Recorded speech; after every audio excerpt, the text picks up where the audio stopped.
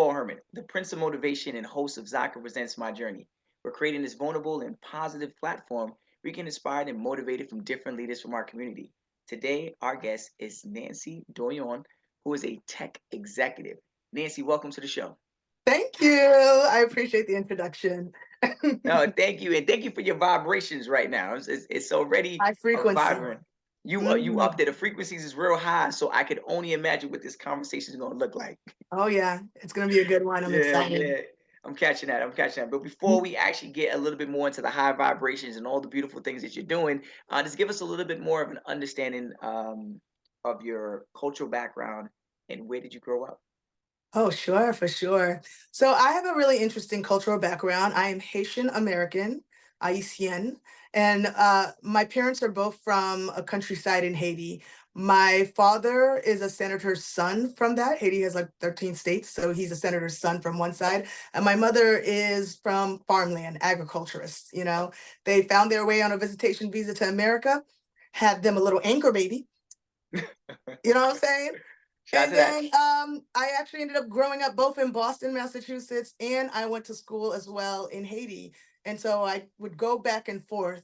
I ended up getting into high school a bit early, some advanced programming, so excuse me, some education. So I was able to stay in America, and I actually stayed in foster care for about 8 different homes while I was in high school and middle school until I to graduate. So I spent a lot of my life sort of with a lot of different cultures, as you can Mm, imagine, from mm. home to home. But I very much tell people my brain is Haitian, my soul is Haitian. I just am volunteering those gifts in other universes. Okay, okay, okay. Now, why Boston now? Because Haitians follow Haitians. You got one go, one place, the rest go. Because it don't make sense to me too. I don't do cold. That's why I'm in Cali. You know what I mean? Okay, So okay. right. So if they all group up together. So most Haitians are in Boston, New York, and Florida.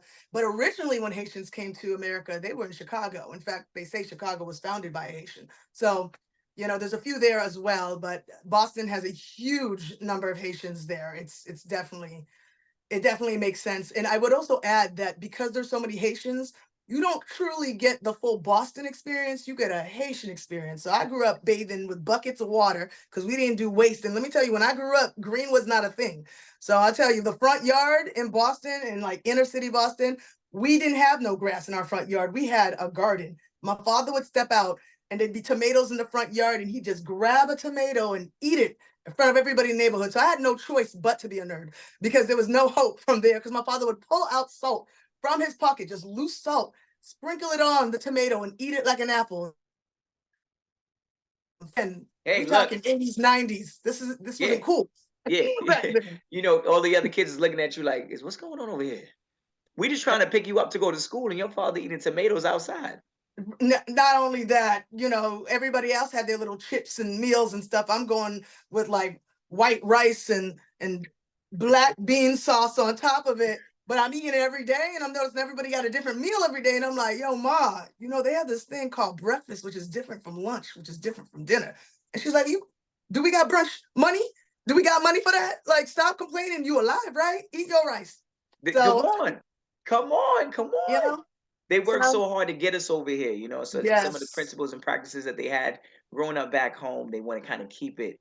And obviously, you got to, make some changes while we get here, but at the same time, stay true to the culture. So I can Absolutely. only imagine that lifestyle that you were living, going from, you said you were going to school in America and also going to school back in Haiti. Yep. In middle And school, I went to school in Haiti for a little bit, but I passed an examination and got into an exam school. They're calling them match or magnets or whatever early. And so I actually ended up having, going to get a better education. But luckily for me, I ended up also supplementing that education by spending a lot of time at MIT, which mm, is super interesting in itself. They built a program that taught a lot of the skills I know today. So by the time I was 12, I was doing software programming, I was doing 3D design, I was doing music production. So I know Reason, I know Acid, all those other things. I thought I was going to be a Missy Elliott, but I couldn't tell my mother that I was going to be a producer because, you can only be a doctor, a lawyer, an engineer. And even You though I better say became an it. You better engineer, my say it mother, just like that too. just like that. But my mother says it's not too late for me to be a doctor, even though I'm a very successful person at what I do, you You know? know our parents always gotta come for us. Always gotta come. We are happy. We are sane. We're living. We're good. You know you can still be a doctor, right? Right. You know your uncle got a job over there for you, right? Somewhere. Right, right. Some. Always like Mhm. Yep, talk you to me. already got it.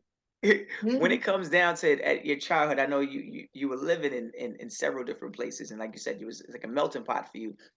As a child growing up, what was like the dream growing up, the big dream? You know, that's such a really beautiful question because I think originally I thought I wanted to be an engineer. I really, and I mean, clearly I became an engineer, but that was my first thought was like, I want to be an engineer because I like the fact that engineering is a verb.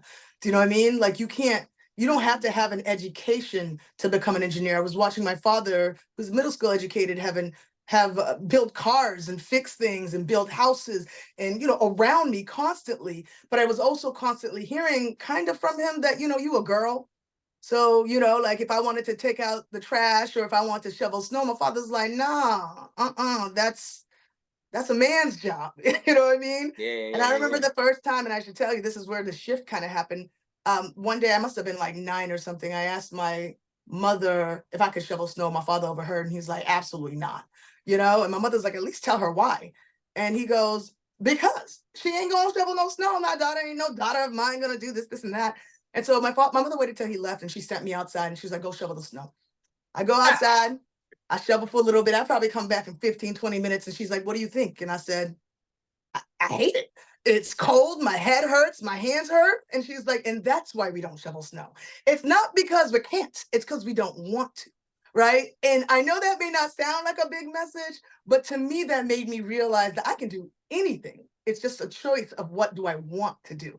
Right. And so from there, I really just wanted to find out for that, but I just thought my worlds were so insane. I go to Haiti and I tell the women, cover up your breast. In America, they don't do that shit, right? And they'd be like, girl, if you don't get out of our face, you know what I'm saying? Get out of our face. And I go back to America and I'd say, like, you could be more green and stop wasting water if y'all bathed in buckets. And they're just like, are you telling me you dirty?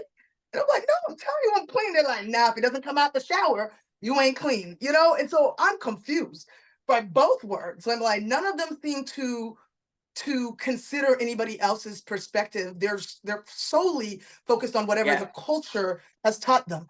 And years later, when I was done, I was mad at Boston, I was mad at Haitians, I was mad at everybody. I ran off to Spain to go to school, to college.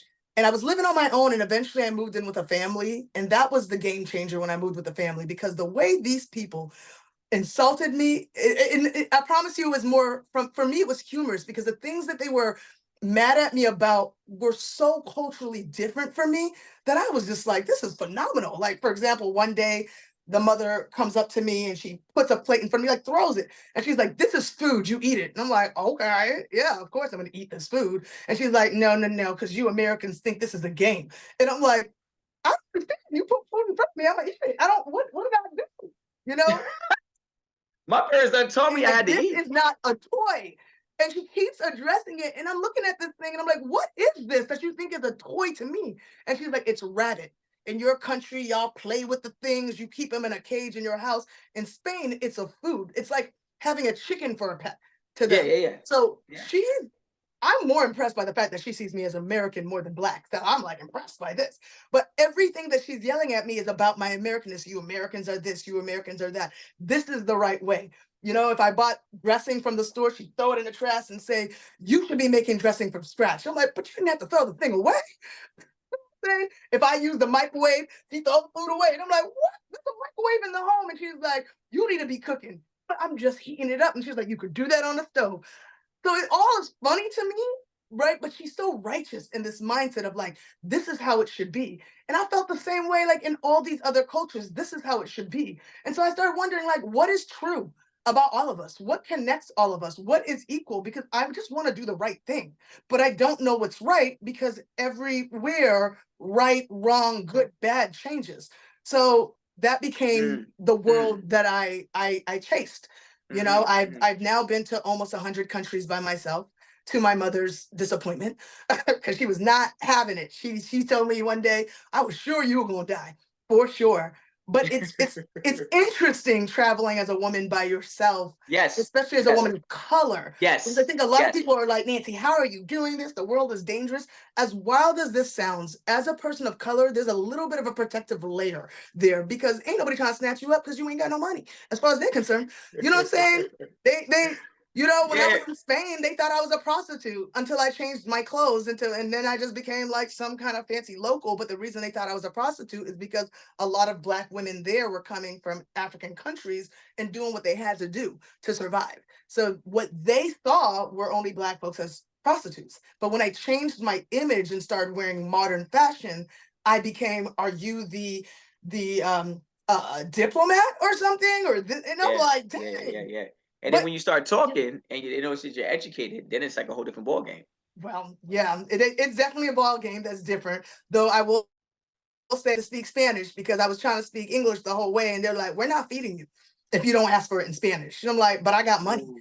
and I know what I'm doing." Oh, you Americans come here and think you could do whatever you want, huh? We go to your country and learn English. You can't come over here. And I'm like, well, some places they don't speak English, but I hear you. I know, yeah, I and you hear know what? you. You're saying a lot of great things, and I'm glad you're sharing it, and I'm glad you're sharing with this type of intention and energy behind it, because people are sometimes afraid to travel, right? They're afraid to leave where they are. And I know obviously a lot of us have kind of migrated here to America, and we're like, okay, this is it, the end all be all, right? But the world is so much bigger. The fact that you have visited over 100 different countries, right, and seen different areas, the way people live and carry themselves, and the dynamics of families, right? It really helps mold you as an individual, right? To be the better version of yourself. And the thing that you said something that it caught my attention when you said, "What is the thing that unifies us?" And I think the one thing that does unify us is love, right? Absolutely. That is the one thing that it's done in a certain way, and most likely it's done around the world the same exact way. Love, the way you look at somebody, the way you hug somebody, the way you give them a handshake, the way you make them feel special. But like you said, you Americans, we got rabbits in cages for pets, and over there in Spain, they're hunting the rabbits down and eating them, and that's like their cuisine, right? Yep. To us, we're looking at people, we're like, oh, we want to go ride kangaroos or hang out with kangaroos in Australia, but then they're like, in other places they're eating kangaroos. It's so crazy, right? But it's beautiful to know that the world is that big, and we're really like not even peanuts, smaller than that. Can I tell you what I found in my research after traveling around the world? Because I think it would be really interesting to hear. Because I'm not a tourist, I should be clear. When I show up, I mean, like, I just end up floating wherever people take me, where the vibe goes. There are places I've been there, like, We you've might never have to go seen traveling this. I together was now. like, The way you rock it. I was kicking it with the mafia, you know what I'm saying? Like we was just chilling. So like I'm really, really a people person. But here's what I learned from traveling the world, because you brought up love, and there's something that's really, really interesting that I found for my experience. I learned in human agency. And what I mean like human agency is what this God-given free will is really about. I think a lot of people forget that we still have a choice. Does that make sense? And so, like, Mhm. as I'm going to places in Haiti and other places, and folks are putting the pressure on you culturally to be like, you got to fit into this box. If you don't have this etiquette, I was in foster care. If I did not eat with a fork in my left hand, I couldn't eat dinner. That shocked the hell out of me. You could never not feed a child in Haitian culture. But here, there's this new culture in America that if you don't fold a towel a certain way or eat with a fork in a certain way, they're not thinking through the logic of like what that actually means. It's just a means of like either control or a means of like, well, we understand this and this makes us feel safe. So you need to do this too for us to feel safe. But what I realized when I've traveled is that I have the agency to choose the life I want for myself. And it may look different from you. And even if I'm in a place where I look different, do things differently, and people are pressing down their perspectives of me, it doesn't mean that I don't have a choice. Does that make Mhm. sense? So I No. have learned in this process how to choose myself over and over again when I was in a place like America where I was so susceptible to the marketing, so susceptible of like, I was confused. In black neighborhoods, I was thick. white neighborhood to Spain, lose some weight, come back to America, now you're too skinny. And I'm like, well, what am I supposed to be? What is right? Yeah, What is wrong? You're supposed to be you. You're yeah, supposed to, and when you're grounded in you, you can't be phased by the things that are thrown off, trying to throw you off, right? And so a lot have tried to throw me off, but I am so well in knowledge of myself. Travel exposed me to like, well, I don't agree with yeah. that. Oh, well, that's a different perspective. I can agree with that.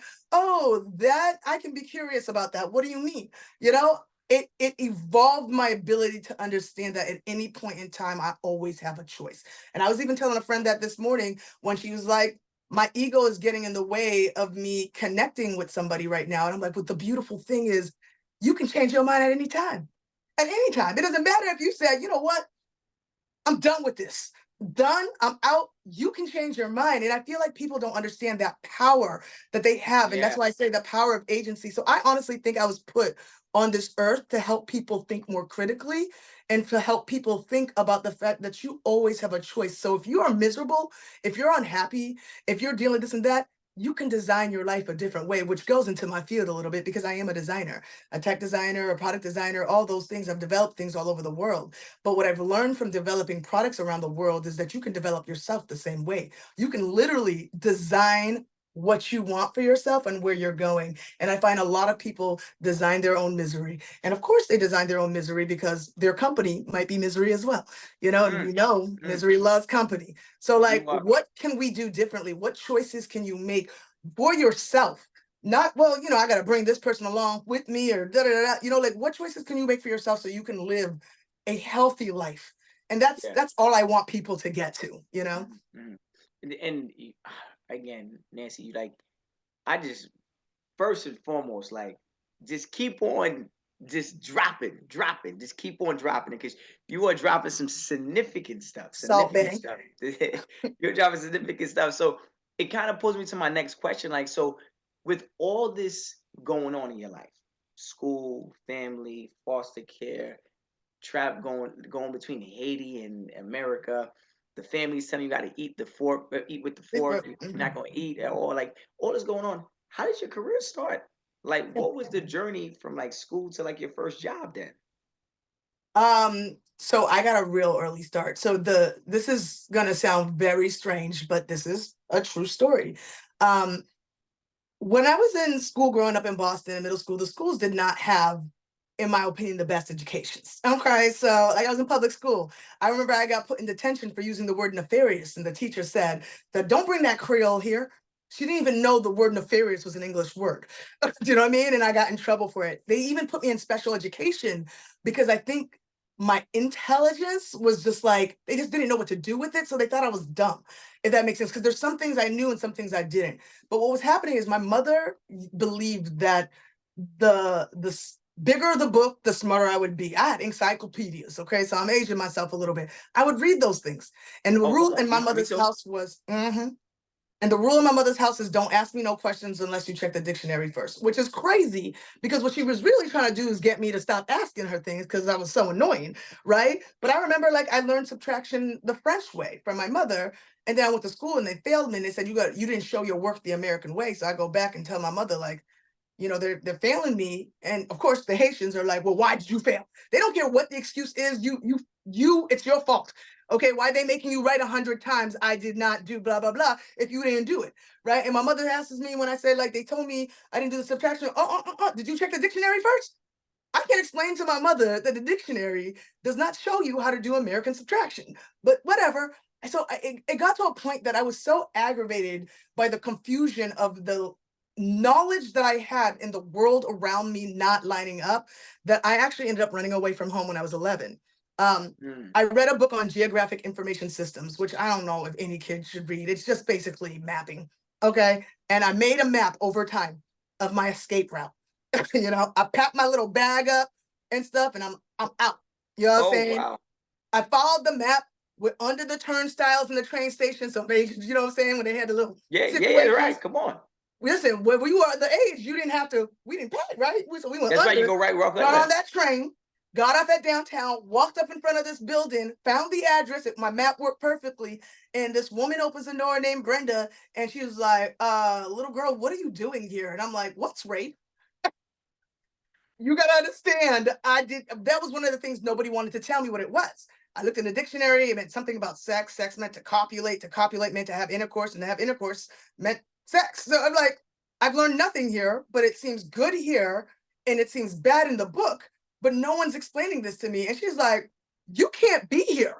Like, how old are you? And I'm like, oh, well, she says, you can't be here. You have to be at least 14 to be working or volunteering or this and that. And I'm like, I am 14. She's like, oh, really? Well, what's your birthday? And I said, I don't know. And I really didn't know. That was not a priority in my household to know birthdays and things like that. In fact, in the past, when my parents were coming to America, the birthdays were for getting a passport. You didn't have to actually celebrate it. My grandmother doesn't know her birthday, and so Yeah, I, and sometimes we have two. right, right. You're immigrants. We know. I know sometimes we They're got more right. than one. They And get it. so Yeah, we got two. I'll tell you, they sat me down in front of a. This is gonna again sound bizarre, but because they didn't know what age I was, I didn't know my address. I didn't know, which is crazy because I'm doing geographic information. I knew the starting point, but I didn't know. I mean, in the end point, but I didn't actually know my address. And so they asked me to. Pardon, sorry. So they sat me down in front of a computer and started teaching me solitaire. Now, this is the first time I've ever encountered a computer, right? My assignments sometimes had computers, but my parents made me use typewriters to write it in because we ain't got no computer money, right? And they get mad at you if you made an error on the typewriter because you can't go back on them things, and they using their little whiteout. Yep. So I'm here in this location, and I said, so what do you guys do here? And she asked me in front of this computer, and I'm like, and why is the background green on the solitaire game? And she was like, why are you asking dumb questions? And I'm like, oh, no, this is not a dumb question. You don't know if this is going to manipulate you in some way. I just want to know why it's green. And she's like, nobody asked that. Later, of course, we find out the green has to do with the tables in casinos, right? And that's green, but that was Yes. extremely important information for me to know at the time. And so here I am telling her, like, I don't understand why none of this is important to you. So you just listen to whatever anybody says and just do whatever, you just do things. And she's like, well, for a living, I solicit magazines. It was a magazine. So to be clear, the way I found it is I found a teen magazine. On the back of the magazine that said, do you have questions? I had tons of questions, right? But they meant write it in.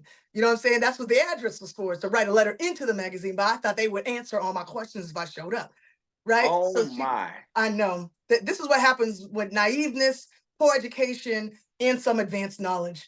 And so she tells me, Wow. play the solitaire. She tells me what soliciting means. I've never heard this word before, that she sells magazines.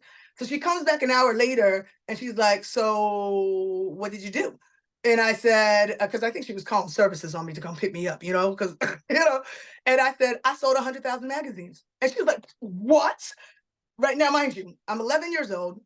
Technically, this is against the law because I ain't supposed to be working. How in the world did you sell 100,000 magazines? I said, well, I picked up the yellow pages and I picked up the white pages. I called everything that was under girl and woman, and I told them about these nice people that sells magazines. I found something called the YWCA, and they ordered a bunch for me. And that's it.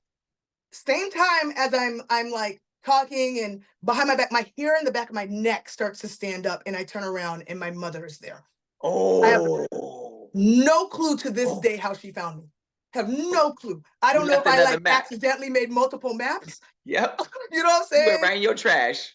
Oh, or if she was following me, she snatched my ass up, dragged me out. It was on a Friday, took me home. And this is how I knew this was a problem, because my mother didn't say anything to me when I got home. And I'm like, well, I guess this is it. She didn't tell my daddy nothing. I'm sitting there quietly eating, waiting for her to drop the ball. Nothing. Next day, nothing. I'm like, where's this been? Like, I know it's coming. That Monday, she put me in the nicest clothes I had, so I knew it was going to be my funeral. Right? We had them poofy pink dresses. I'm like, not on a Monday. Lord, it's not even the. It's So, not even Sunday. right. And she brought me back to that magazine location. And she said, for now on, if you have questions, you ask these people. She realized that she couldn't answer my questions, and maybe these people could. And while these people were saying, please, please, please, this is not a daycare. My mother couldn't speak English. And so all she could respond is 5 o'clock. I'll come back at 5 o'clock to get her. And so these people were like, all right, well, let's give her mother a check for $250. That's what for the magazines, right? So that's what they gave her, which I now know was like, damn it, it should have been higher than that, you know? And they eventually they found a robotics program for me to be in. So I started doing robotics and I loved it. It was a summer of robotics. And then they were like, all right, well, now you're a robotician. And I'm like, no, like, what do I do now? There's so much other things I want to learn. And they found a way, in a roundabout way, to end up dropping me off at like MIT.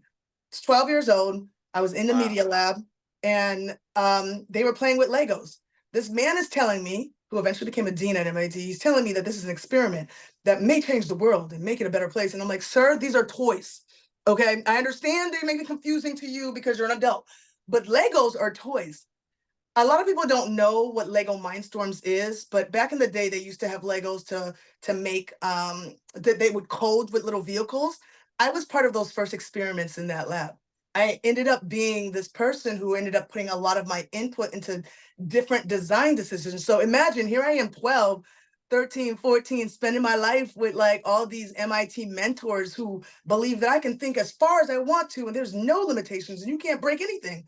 And then I'm going to school in the day and they're telling me like they're bullying me on this because I want to take AP classes or it's just such Mhm. a different world. And so it became a little bit of my secret world. I was a nerd, hung out with all the Asian cats and stuff, and I ended up being in office. But when I got into traveling because I was trying to escape America, and then I came back and I went and got a degree in information systems and sociology, and then went on to get my master's in human computer interaction.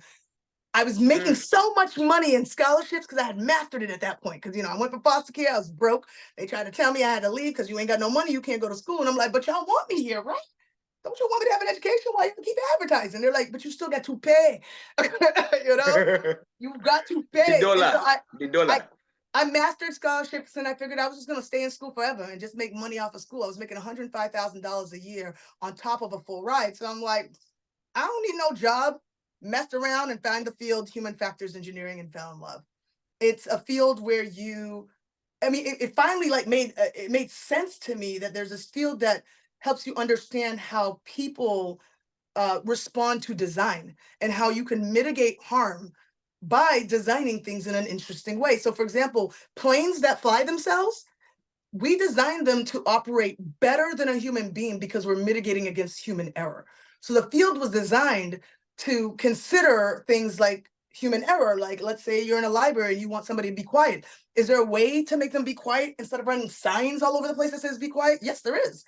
What we know scientifically is if a room echoes and you hear yourself speak, you'll lower it because you become self-conscious. So museums and theaters are designed to echo. If you have a casino, they paint the walls red to keep you alert. They pump oxygen in the room to keep you there longer. They put their most addictive machines by the exits in the bathroom.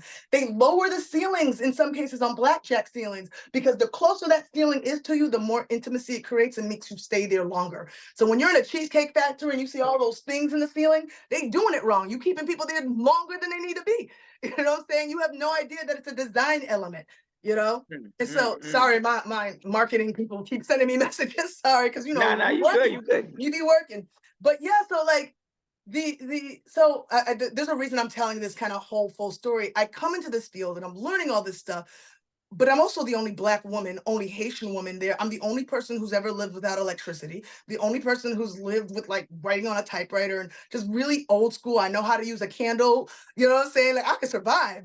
I could bathe in a river. I brought my American friends with me to Thailand, and they said, "Well, you got to bathe in the river in front." And they're like, "No, no, no, no, we don't do that." I'm like, "So you gonna stay dirty?" you know, that was but Yeah. what I found was something was wrong with the field.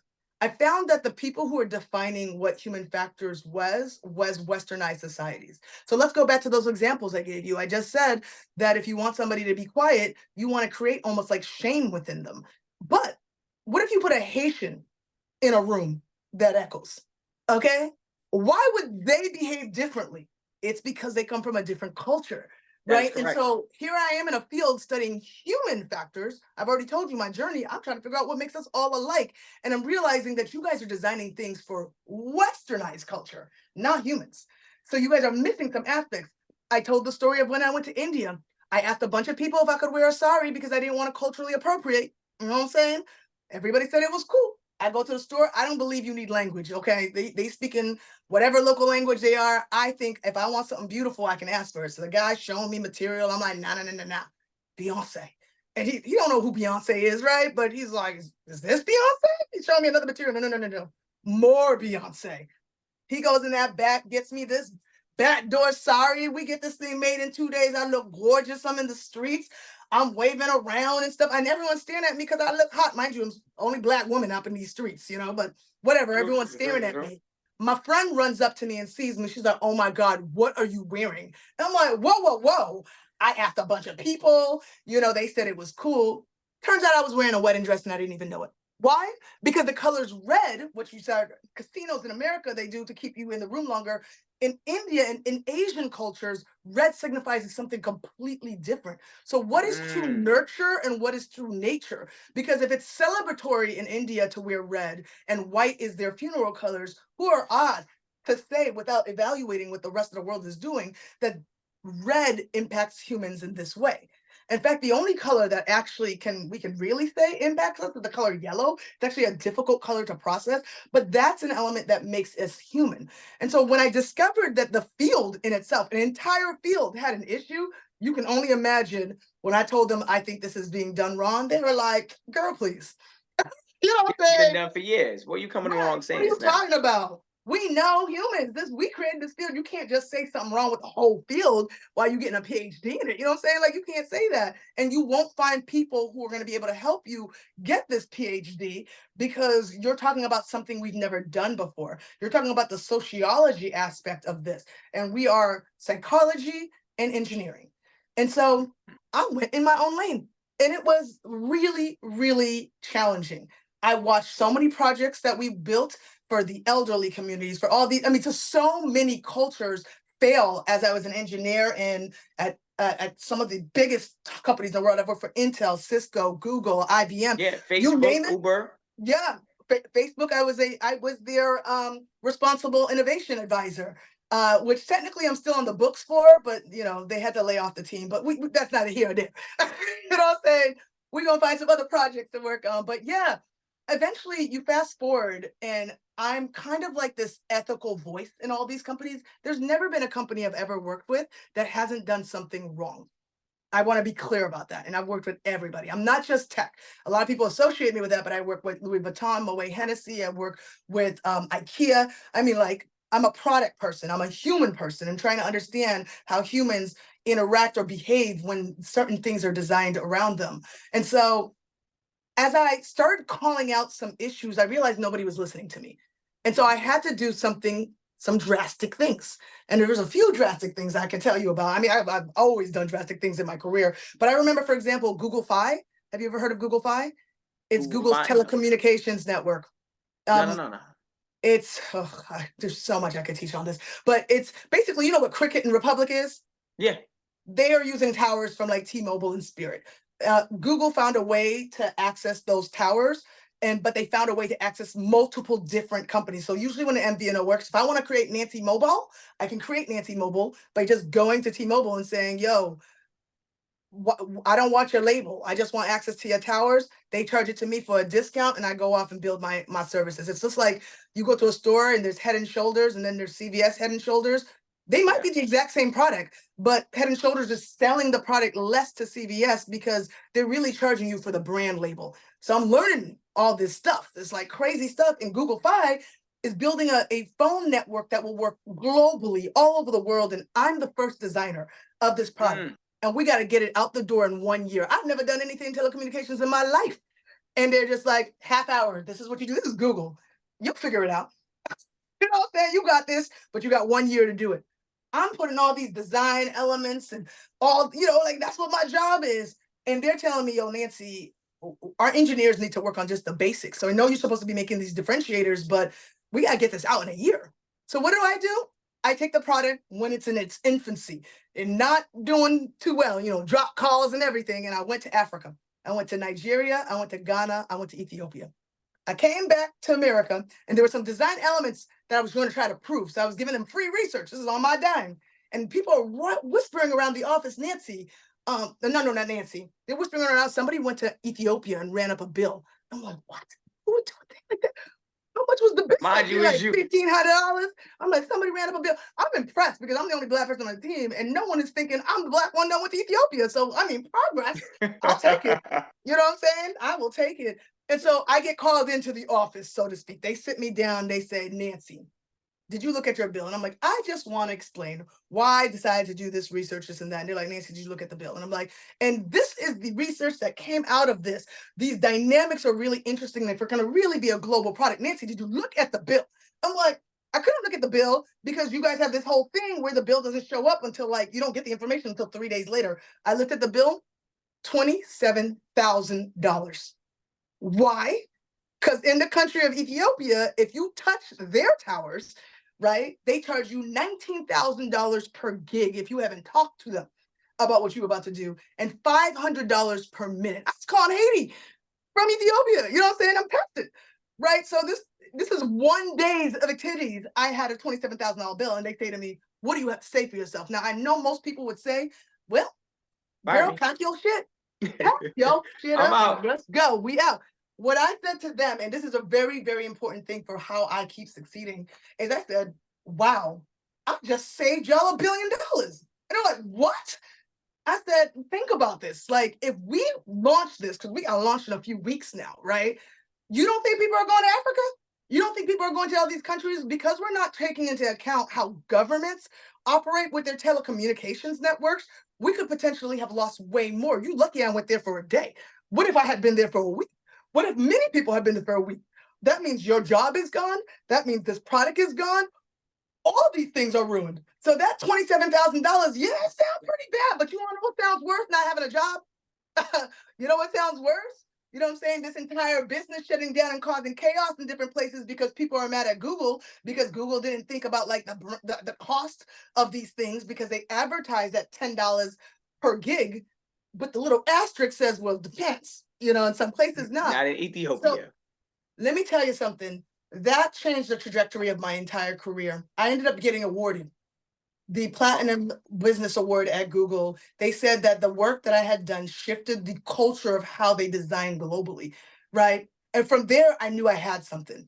You know what I'm saying? It might not be something anybody else has seen, but I had something. And I decided I was going to make it my niche, even though I didn't know at the time, a niche can be very, very valuable. So, you know, years later, where I am now, so when people are like, what do you do? The easiest way for me to describe it is I'm the Olivia Pope of product. When shit hits the fan with products, people call me. You know what I mean? And it's always a wonder because I want to be preventative here. Like, hey, you want Yeah, to yeah, open yeah. up in Mexico, but you don't know nothing about Mexicans, and you think you can just bring these American products, you Yeah, know? yeah, yeah. Or you're from IKEA, and that's a what is it? Uh, Copenhagen, a Danish design, you know, and you're bringing it to America. Yeah, America loves that. That doesn't mean that they're gonna love it in Mexico, right? And so no True. one's buying your product, and now we gotta fix the problem, right? And this is what I've been seeing in multiple countries. Our world, these westernized societies are going global, and they're having issues going global because they think that the American or the westernized or the European footprint, blueprint, whatever, can work in other places, but it doesn't, and it's costing them money. So what they do is they call me because I find a way to show them that doing the responsible thing makes them money. And that's Mm, my niche, right? mm, It's mm, not enough mm. for me to say, like, yo, can we just care about the fact that there's other people that exist in this world? Yeah, we got bottom lines. These businesses have stakeholders and this, and that. What I Yeah, yeah, do yeah. is look at really, really difficult situations and show them how fixing the problem can be profitable. Mm, And so mm, I'll give you mm. one other example so I can make sense. I worked with Uber. And Uber at the time, we were working on designs in 66 countries. They're now operating more than that. I think it's over 77 countries that they're in right now. Yep, And yep. so here you are, I go to India, and in India, when you get there, there's all these big ass signs that say Uber this and that. But Uber is considered like a big, valuable, rich person thing. You know what I'm saying? Like Yep, only yep, the yep. rich can access Uber. Why can only the rich access Uber? Because you can only use Uber with a credit card at the time. So think about it socioeconomically around the world, who got credit cards? Yeah, Westernized society's got credit cards all day. But even in Brazil, their credit cards don't have that 3-digit pin on the back, so they can't use their stuff. So what Hmm. we've done is limit our potential to make money because we're only giving it to the rich. But if we started introducing things like maybe cash to the market or pulling from other potential things or using local product. There's tuk-tuk trucks. If we put those on the platform, what can we make more money? And guess what happens when you do that? When we tested cash in just Bangalore, right? What ended up happening is overnight that place became more profitable than all of India, all our markets in India. So they're like, oh shit, the moneying, you know what I'm saying? Let's spread it out. And so now it's creating new routes for people that have never had transportations in areas, right? It's creating opportunities for women who've never driven before, but now they have a way to work and get far. It's literally giving people the opportunity to make more money Yes. and work just because we considered somebody from a different socioeconomic standard, and we take in their money, but we helping at the same time. And so that's my And the whole money's the same. thing. The The, money's the better. ride is the ride. The The $20 is money's $20. Listen, the money's better because that person paying $20 is one thing, but let me tell you, 1,000 nickels is still a lot of is still money. You know what I'm saying? Yeah. So like if you make it opportunity work, you can see that stuff scale. So my whole thing is like, I think the human experience is important. I Mm. really am an advocate for the human experience. I am an advocate for love. And I just do it in a different way. And so because I'm so grounded in this and I hear some horrible things sometimes, some horrible things, I'm reminded of what my impact, what my goals are, pardon. You know what I'm saying? And so like when I come into any product or project or anything that people contact me and I'm contacted by, I mean, I'm shocked that people even call me because it's not like I'm Mhm. marketing this. They just found out I'm the person who does this stuff and there's no one else to call. You know what I mean? Yeah, You yeah. gotta Now, call Nancy, kind of like gotta call Sal. Yeah. now, with that being said, like obviously you broke down a lot of great I know a examples lot. and broke down that, I love the fact that you're traveling to various different companies, you're gathering information, you're making things better, right? You've been recognized, right? And this is something that we have to bring to the attention of the public. You've been recognized top 10 women to watch in tech, right? I can see why now with all these stories. How do you feel? I've also been invited to the White House twice, both by the That's right. Obama administration You advised the Obama administration at one point in time, right? on immigration and yep, and then just my work is transforming folks, but it's interesting work because I'm focusing on the invisible to an extent. But what was the question you were about to ask? I'm sorry. You know what I'm saying? How do you feel to be recognized at that level? You know what I'm saying? When people are contacting you, Obama administration is hitting you up, you're getting recognized as top 10 women to watch in tech. Like that's you know in tech. That's a whole industry. yeah, I'll say that one, it's an honor because to think about something that I found wrong in a field and was told that there was no way I could work on it, and I kept working on it, and it was challenging. That it now is like a staple, and when I mean a staple, I'm actually working with the founders of user experience because user experience is only a few years old. Nobody knows this yet, so you'll be exclusive. You know what I'm saying? Come on, Zaka. But yeah, I'm helping them redesign the content. So what UX originated as is not what it has become, right? We're global, and so they recognize my value, and I almost think it's more of an honor that they're putting me on a platform to reteach the entire world a field that actually exists. So I finally was able to make the impact that I wanted to in the sense of like there's a different story that I think is missing here. And I want to show folks that there's more than the limitations of the things that you see just in your atmosphere. And so that's what I'm working on. And so I'm honored that somebody actually took notice. And because I wasn't doing this to get credit, I was doing this to make impact on human beings. And I hope, at this point, to inspire other people to understand the power of the privilege that they have being in a westernized society and what they can do to make a difference in the world. Because I truly feel like when I think about the American culture, because it's a culture in itself, I feel like Mhm. it's a culture that's constantly searching for significance. And the issue with searching for significance is you don't realize you're already significant. So your priorities become building things to make sure you get validation from your bosses or to get promoted, but you're not really making the impact you want because that's not how it works. You know what I mean? And I want to show folks that you can understand how these corporations do things and you can still design with these constraints because that's all I Yeah, do. yeah, All yeah. I do. And I'm gonna drop y'all with an even bigger nugget. the best people to design with constraints are immigrants and people of color. And the reason that is because people who are underrepresented have the least resources, but it doesn't stop them from living. You know what I'm saying? You give slaves or enslaved people, pardon, the worst parts of chicken, the chitlins or whatever. What they do, they gonna make that taste good, right? Yeah, You yeah, can yeah. say no, we ain't giving them not one drum. You don't think we're gonna get these buckets out and play music? You can't stop us from creating. But if you learned from us and you saw how we're creating with very little money, we're still producing. That is scalable. That is affordable. That will make you rich. So I'm trying to get people to focus on some Mm. of these invisible, underrepresented, middle America type societies, because all these businesses are on the coast. You in New York, I'm in Cali, we making decisions for all of America, but America has their subcultures too, you know?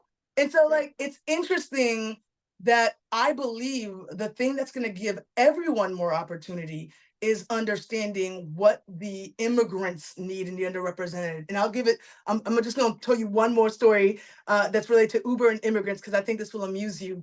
Um, couriers, the people that bring your food to you, Yeah, you yeah, know what yeah. I'm saying, or packages or whatever. Uber wanted to do a study on the couriers, right? We want to see if they knew, for an extent, that they have, if you become a courier, we got all this free shit for you. You know what I'm saying? We got education, this and that. So we want to understand like if a reward system works for these Mm. couriers. And so I ran a study for Uber Eats, and people were a little disturbed because the people who came into the study did not speak English. And they're like, how are you gonna run a study if they don't speak English? And I'm like, well, who do you think is serving your food? You know what I'm saying? You think it's folks who can work at a Google? You know what I'm saying? You know what I'm saying? Come on, we gonna break the facts. Break the facts. Right, That's right, it. right. Come I on. mean, I'm saying like there are a ton of immigrants on this. So if we can make it better for them, it's gonna make it better for everybody. I sat these people down and said, all right, they can speak a little bit English. What is this? Right? The word was tuition. And the word that I heard, I mean, Asian folks, Black, I mean, every Spanish people, shun. That's what the word is. Tuition's a difficult word. I mean, I didn't even know they were going to use that. And I'm like, what does the word mean? And they say free food. And I'm like, what do you mean free food? Why do you think it means free food? Well, there's an image of an apple next to it. An apple in America represent American education. To immigrants, the image represented food. So what do you learn from this? There's a way to leverage design, actual images to communicate with people instead of using challenging words like tuition. You know what I'm saying? You could, there maybe books or whatever, but we could actually test how icons can actually communicate something, because what we've learned in India, for example, is that even though they say India's national language is Hindi, that's not necessarily, that doesn't mean everybody speaks Hindi, right?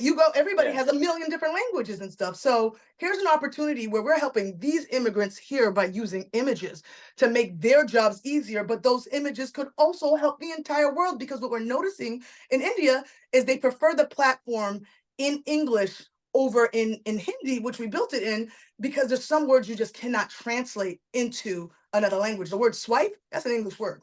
Okay. You know what I'm saying? There's no, I don't know if there's a Creole word for it yet. Somebody will have Move to to the correct me. left. I don't Move know to what. the Move right. to the. Move to the, you know what I'm Yeah. saying? So Yeah. you Yeah. can clearly hear my passion, right? I love this Yeah. No. thing, No. No. but No. No. it's, No. You. you know, You are, like I said, the vibrant energy before we even got into this conversation was already at a high, and I'm just soaking it in. And I know our listeners are like, they probably got their pens and pads listening right I now hope so. and writing this down, because this is crucial information, because anyone who's looking to be an entrepreneur should be paying attention to these kind of things, because the decisions that you make, you either going to scale your company a couple $100,000 or you're going to scale it to 1 million. But it's because you take the time to really understand your demographic, your market, your target market. You understand a shape or an icon could make a difference. The same way, when certain companies, they put it, Apple puts an apple, half of bite an apple, half of the apple off, or LG, the logos that they make, it signifies something to the brain. The way you broke it down and said, solitaire with the green background, it looks like a table, or the Got red, it. or things like that. Now I think a lot of our listeners, when they're wondering like, why am I always buying these things? Why am I always attracted to these things. It's because, and that's why I fell in love with marketing. That's why I went to school for marketing, because it's the way the world works and how things move. And I want to ask you this question because it's important to know, like, you had both corporate and entrepreneurial backgrounds, right? You've really scaled both of them pretty well. It wasn't like one of them is better than the next, right? What advice would you give to a professional looking to like transition from the corporate world into opening their own venture? Wow, that's a really good one because you'd be surprised. That's like the number everybody sends me, and my inbox is full of like, Nancy, what do I need to do to get out of this job? I need to be like you. You know what I'm saying? I'm not trying. I hear this, and my favorite one is, I'm making good money, but I hate it here. I hear that so often, and it's so intriguing to me. So I have a few things I could say. I mean, you could tell I'm a little bit of an educator, so I could say a lot. But the one thing I would say is like, there's never really a right time. I think every time I hear somebody say to me like, oh, well, I got to make sure I have enough money, or I got to make sure I have this and that. When I chose to be an entrepreneur, I forgoed a lot of money. You'd be shocked how much money I turned down to try something out. But I was unwell.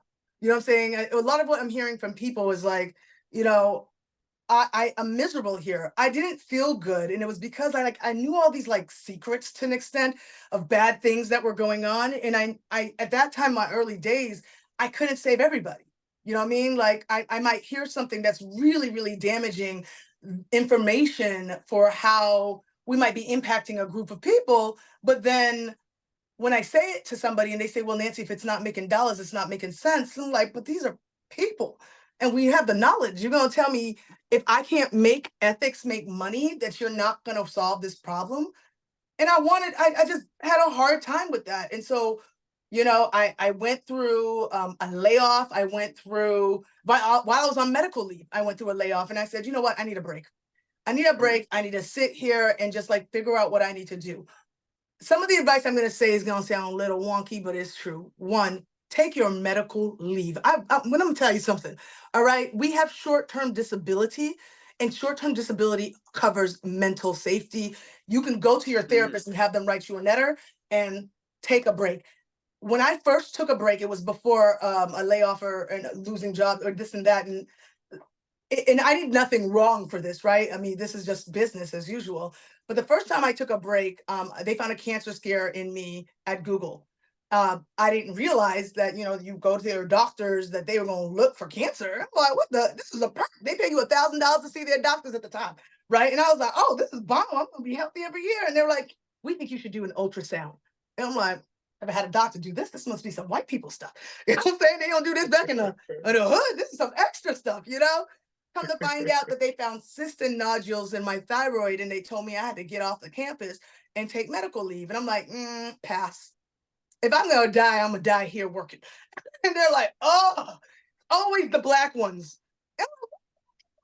And they're like, every time we Nancy, tell Nancy, them, Nancy. the immigrants are feeling this one. I'm speaking to the immigrants, so I'm gonna die here.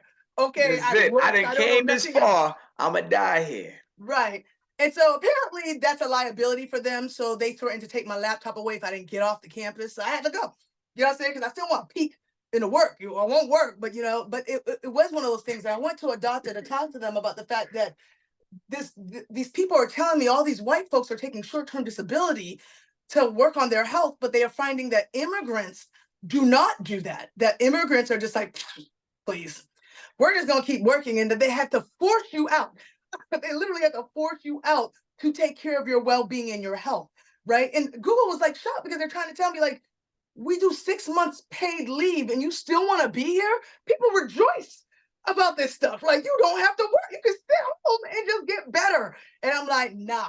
And so they said, you need to get a doctor's note to come back to work. I go to my therapist. She said, hell no. I go to the doctor. They said, there's something wrong with you. And I know that because they just offered you 6 months free and you won't take it. So something wrong with you. I'm not sending you back to work. That's the craziest shit I ever heard. You're going to tell me I want to go back to work when they're telling you that you're not going to lose your promotions. You're going to still be on track for this and that. You could You probably just need still to get a take a raise. break. And the fact that you don't want to take a break already tells me you crazy. Okay, so that's the first thing. If you can afford to take a mental health break, take some time to figure out what it is that you want, because I feel like we're so full of so much stuff coming at us that we just don't know what we even desire anymore because we're too busy delivering what somebody else's dreams are, right? That's the first thing. Second thing is not going to sound normal at all as well. That is, please, for the love of God, all of you, get on AI. It is a utility. Let me just give you the raw data. You probably already know I'm a little smart, okay? So a report was done with Stanford and Google this year, 2024. Okay, a report was done and it said the number one countries who are operating with AI, number one is America, number two is India, number three is China. No, number two is China, number three is India, right? But what it also said was that in America, only 30% have actually touched and played around with AI, which is crazy to me, right? So I've been doing presentations for months now. Everything is an experiment to me. Everything is a human factors experiment to me, right? I've been doing talks about AI to different audiences, one all women, one all Black, one like mixed in that, just to see how people are responding. And people are terrified of this thing, but they don't even know what it is. You know what I'm saying? And so, like, what I'm trying to encourage people to understand that is this tool makes you the best version of yourself. And one of the questions I asked to this audience, that was a AI Black corporate panel, right? And they said, we're making our companies millions because of AI. And I got up and I said, even though I was like, I don't know why I'm not up there, you know, being that I've been in this field for a minute. But here's what I'm going to ask you. If you are so busy leveraging AI to make this company so much money, why aren't you leveraging it to make yourself so much money? Like, I mean, like, you're taking the tools and the time to build upon someone else's dreams. Why not do that for yourself? Because my goodness, the prompts that I write, let me tell you, half my work, I'm getting most of my work done in a day for like a month. You know what I'm saying? All because I'm a good writer, all because I'm a critical thinker, and all because I'm creative. And those three things are the things that I believe are going to differentiate the immigrant community in this next wave of change in this world. I absolutely believe this is our chance where our under resourcedness is about to be the bomb. Because the one thing AI cannot do is they can't do culture. You know, I told them I'm the Black Anthony Bourdain. How should I describe it? It told me I should call myself Black Dane. I'm like, don't know blackness. I know that's right, because you can't call me no Black Dane, right? I know that a lot of people are being hired as prompt engineers, right? A whole new field coming out of this. And all that means is you a hella good writer. So if you don't know how to write and think and do critical thinking, boom, bomb, right? And the last thing is creativity. We've learned that AI is not that good at creative thinking. It's not good at design, right? It needs humans, right? And so if people are delivering what they see on AI and just delivering it flat, let me tell you, I can read when an AI has done something. Like, I could totally tell if it's not you, right? But if you can take it as a utility is like what? An electric bill, you know, the Yeah, water yeah, bill. It's just, you know, yeah, I could do something with a candle, but it's a little easier with like light. You know what I'm yeah, saying? yeah, And yeah. that's I all get I'm you. I get saying you. to you is that If y'all are in the candle age and y'all should be using electricity. so, And that's what AI. would you what would Mhm. you recommend for someone trying to be like you? So I Like have hop a into your quiz. field. What advice to give to someone who's inspiring to be like you? So the first thing, just to make sure that this kind of wraps up a lot of what you're saying, is because I do want more Nancy's in this world because I love me. You know what I'm saying? And I really wish other people could just like feel how I feel in my body all day because it's just really beautiful that thank God I was sick that day to take that medical leave off because it helped me become a healthier person. Do you know what I mean? Because I can't serve nobody from an empty cup. You know what I mean? And Yeah, I know true. all of us are constantly doing this. And I know that especially for my immigrants out there, it's not just us taking care of ourselves. We're taking care of a whole family in another country. You know what I'm saying? My cousins are calling me talking about I want a bike, and I'm telling them, give me a business plan. Tell me how the bike for you gonna help the whole family. Because I'm not just gonna get you a bike and then everybody else gonna complain about this, talking about, you know what I'm saying? Like, Yeah, so got you.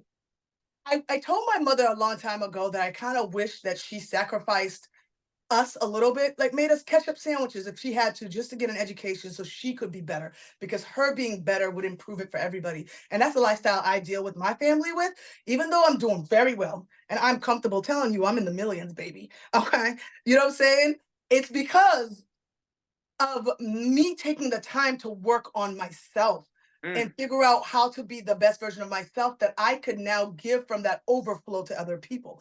Right. And so what I'm recommending to people is I built a little Nancy kind of quiz. It's at learn.incluversal.com. INCLUVERSAL. Think universal, but incluversal. I've trademarked it. I own it. It's beautiful. And in that quiz, you don't need to understand the human factors engineering that went behind it. I know who y'all are. Like, I know the biggest pain points for people who've been calling me and contacting me because I've been a coach for a while. And so I decided to design this quiz because I started seeing a trend of 4 persona types that come up. Right. And if you take this quiz, it'll populate for you, whether you're somebody who's having struggling with networking, for example, which is a huge category, right? Yeah, island girl, you are the bomb.com at what you do, but you hidden behind a desk because you're working all day, but nobody know you, right? How do you network? How do you network as an introvert? How do you network as an extrovert, right? Another category is creatives. There are so many people I know that are creative, right? But they don't know how to make money off of it. They don't know how to do nothing. You know what I'm saying? Like, Yeah. and I believe that we were all put on this world in this world to create. So I think all of us should be creating. And I feel like sometimes we don't feel good because we're not creating. The third category, it's kind of like I call it almost like a diversity superpower thing. It's basically like you're different and you know people are treating you differently. How do you leverage that differentness against them? Quite literally. I leverage racism all day, every day. I leverage sexism all day, every day. I learned this actually from the women of Dubai, that you can take something that you see is like kind of attacking you and turn it into an opportunity. So one of the things I tell people now that everyone's going back into the office, I said, if y'all got a little coffee section, go up to somebody that's going to be there right before a meeting and say, hey, you an ally, right? It's a trick question. Can't no ain't nobody gonna say no, I'm not an ally. They're gonna be like, what do you want? Right? And they already are gonna feel overwhelmed. They're gonna feel like, God, she's gonna ask me to like give reparations or something. And all you gotta do is like, listen, when we get into that meeting, I'm about to say this fact. As soon as I say that fact, I'm telling it to you right now, all you need to say is, yo, Nancy, that's an amazing idea. That's it. So now they're like, thank God she's not asking for money. You know what I'm saying? But what they're Yeah. doing by being in that room and by me asking them and they saying that, they're like, oh, homeboy saying Nancy's great. Oh, we should be going to Nancy for something. You see how I'm like leveraging, like I know they can see me. I know you know I'm brown, but you can't say it, right? But how can I leverage the fact that you can see me to make you see me and use me and hear me, right? And so that's the diversity kind of angle that I have. And the fourth one is revenue. Let's be clear, most of y'all ain't going nowhere because your job's saying you ain't making us money, right? At the end of the day, this is America. This is a westernized society. You gotta learn how to speak the language of money. You heard me just say that guy said $27,000 off my top. I was like, I just saved you $1 billion. Why was I Yeah. able to do that? It's because I can take anything that is negatively thrown at me and turn it into a positive. It don't Mm, matter what you mm. say to me. As soon as they say, Nancy, did you show up late for work? Oh, thank God I did. You know what I'm saying? Because I will turn it into a positive. Okay. So if you go Man, to learn.incluversal.com, it's yeah, going to see. figure you out and categorize you into one of those categories. And I'm going to give you a free guide. It has AI prompts already built into it and it gets you started, right? If you Well, want more, you can do that. But I really do want to make a difference. I feel like I want people to learn. So I had to figure out a way to scale myself. And that's what Incluversal is. While my business was Nancy, called Douyon Signature, I had to build something for my people who are like, yeah. how do I get out of this situation? And that's what I Here it built. is. And Nancy, I just want to say Yes. tonight, today, this evening, this afternoon, this morning, when our listeners are listening to this, I just want to say you have dropped a significant amount of information. Thank you so much for just sharing more importantly, your passion. You can hear it in your voice. It doesn't sound like you just do it just to do it. You do it because you truly love it, and you're doing, obviously, like you said, you're very successful in doing it. So congratulations to you and everything you have ever accomplished and all the things that you're going to accomplish in the next couple of years I and years appreciate to come that. and stuff like that. And I want to just let the listeners know, if you want to hear more inspirational stories like Nancy, please check us out on ZakaConnect.com. Follow us on our social at Zaka Connect and follow our feed, Zaka, wherever you listen to your podcasts.